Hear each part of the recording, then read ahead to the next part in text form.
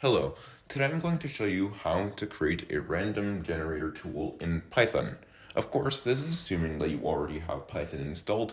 If not, I will leave instructions in the description on how to install Idle, a software in which you can use Python. Let's get started. The first thing you're going to want to do is insert the random module. The random module is one of the modules in the standard Python library and is used for shuffling integers around.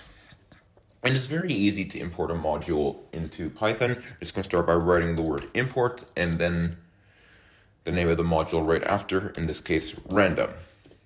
Just helps you spell it right. Next thing we're going to want to do is assign a variable to a list. You can call the variable anything that you'd like, but I'm going to call it numbers because I'm making a random number generator. After the name of your variable, equal sign, space, and then your square bracket.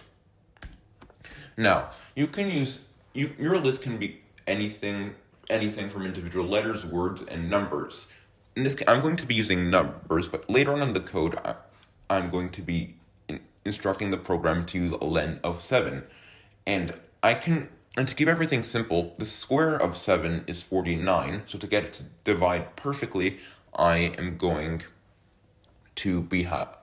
to be using 49 characters in my list. Now, it is very precise on how you make your list. So you're going to start with a quotation mark, square bracket, quotation mark, the first character, another ending quotation mark, space, space, quotation mark, and the next character, and so on. It has to be like this or your program will not work properly.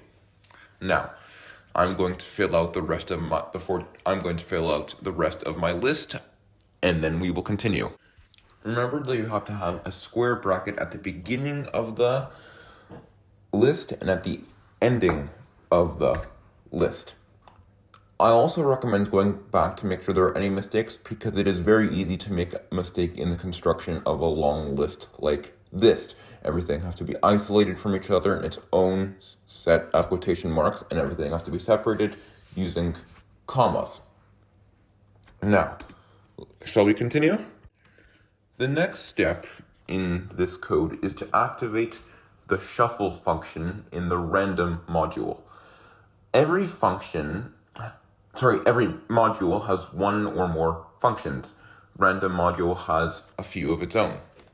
Now, it's very easy to activate a function inside a module. First thing you need to do is write down the name of the module, dot, in this case random, dot, the name of the function, in this case shuffle.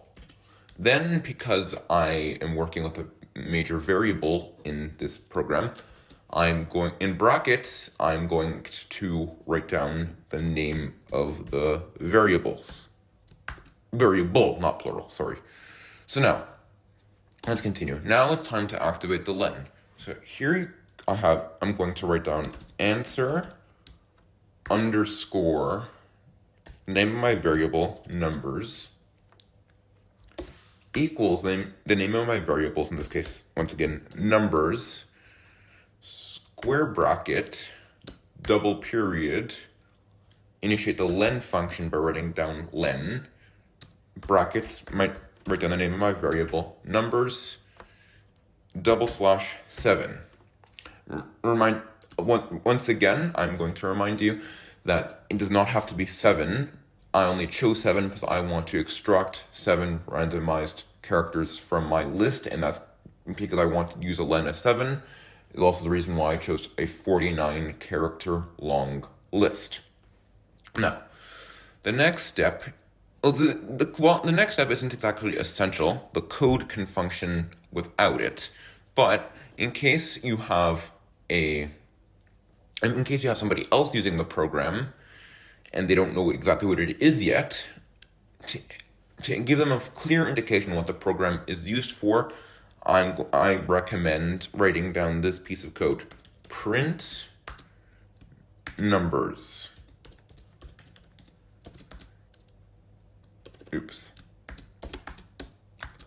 This print function will indicate that you want to print the word numbers with a double period. The quotation marks will not be the quotation marks will not be included when this piece of code activates when the program is run. It is merely there to indicate that you want to print the word and the double period. Now, let's continue. The next step is to initiate the for loop, one of the most essential pieces of the code apart from the random module. To do this, we're just going to write for the name of a variable, but notice that I'm not including the s in this. Do not include the s in this, otherwise something else will happen and you'll end up randomizing the entire list. You could do this if you want to, but that's not what I'm trying to do here. I'm trying to extract 7 randomized numbers from the list, so I'm not going to include the plural. Then for numbers in